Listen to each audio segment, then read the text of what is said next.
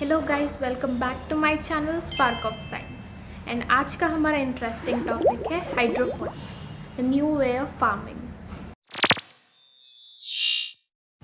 Hydroponics क्या होता है, ये जानने से पहले ये जानना ज़रूरी है कि हमें एक नए तरीके की फार्मिंग करने की ज़रूरत ही क्या है। आखिर हमारे पुराने ट्रेडिशनल फार्मिंग में प्रॉब्लम क्या है। Food is the basic need of every human, पर हमारे इंडिया के पॉपुलेशन में तो इतने सारे लोग हैं कि सबके पेट भरना हमारे फार्मर्स के बस की बात नहीं है। जितना खाना प्रोड्यूस होता है उससे डबल द अमाउंट हमारी पॉपुलेशन है।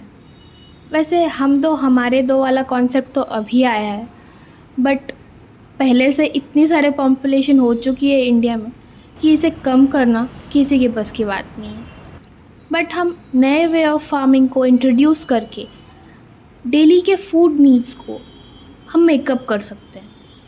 ऐसे बहुत सारे प्रॉब्लम्स हैं जो हमारे फार्मर्स को डेली डेली डील करने पड़ते हैं। Soil erosion, water consumption by the crops, various pesticide sprays, harsh weather conditions, nutrient declinations and fertility and what not. क्या कुछ नहीं सहना पड़ता हमारे फार्मर्स को फूड प्रोड्यूस करने के लिए। प्लांट्स को ग्रो करने के लिए सॉइल चाहिए और सॉइल न्यूट्रिशियस होना चाहिए, फर्टाइल होना चाहिए, ताकि हमारे प्लांट्स उससे अपने सारे न्यूट्रिएंट्स लेके अच्छे से ग्रो कर सकें। और पानी में न्यूट्रिएंट्स होना उतना ही ज़रूरी है ताकि हमारे प्लांट्स अच्छे से फ्रूट्स और वेजिटेबल्स प्रोड्यूस कर सकें। बट सॉइल में प्रॉब्लम क्या है। हमारा इंडिया तो बहुत सॉइल रिच है और तरह तरह के क्रॉप्स हमारे इंडिया में ग्रो किए जाते हैं। इंडिया के इतना फर्टाइल सॉइल होने के बावजूद हमारे पॉपुलेशन में फूड कंजम्पशन के नीड्स अभी तक पूरा नहीं हो पा रहा है, क्योंकि हमारा सॉइल फ्यू डेकेड्स से बहुत ही हार्मफुल टॉक्सिक्स से भर चुका है। इंसेक्टिसाइड्स, पेस्टिसाइड्स, इंडस्ट्रियल केमिकल्स सब सॉइल में मिक्स होकर उनकी फर्टिलिटी बहुत कम हो चुकी है। सॉइल को फर्टाइल रखने के लिए पुराने ज़माने में बहुत सारे सर्कुलेशन ऑफ क्रॉप्स किया जाता था। मतलब तरह तरह के क्रॉप्स लगाए जाते थे इन डिफरेंट सीजन्स, ताकि सॉइल की फर्टिलिटी कम ना हो और इनके जो न्यूट्रिएंट्स हैं वो भी लॉस ना हो। बरसात की वजह से और बहुत सारी डिफॉरेस्टेशन की वजह से सॉइल इरोजन एक बहुत बड़ा प्रॉब्लम बन चुका है।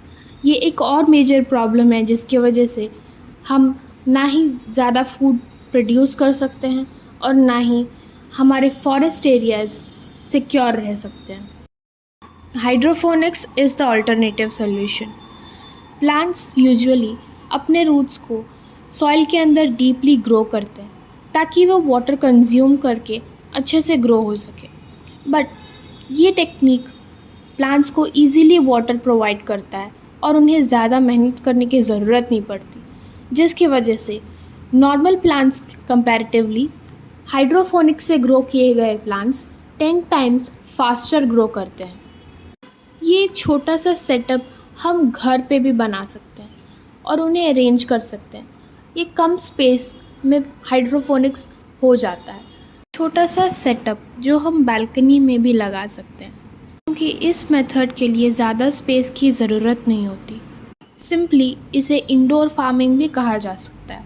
और इस इंडोर फार्मिंग के लिए हमें ना सॉइल की ज़रूरत है और ना ही ज़्यादा स्पेस की ज़रूरत है। And if there is no soil, there will be no soil erosion.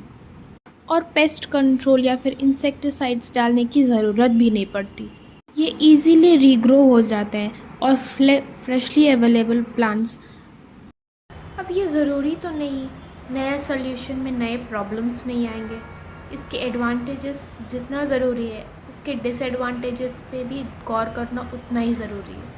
Hydroponics स्टार्टिंगली afford करने के लिए थोड़ा एक्सपेंसिव सेटअप होता है और ये पावर कंज्यूम करता है। इलेक्ट्रिकल पावर की ज़रूरत पड़ती है ताकि ये रन हो सके और प्लांट्स को continuous water and nutrients circulate कर सके।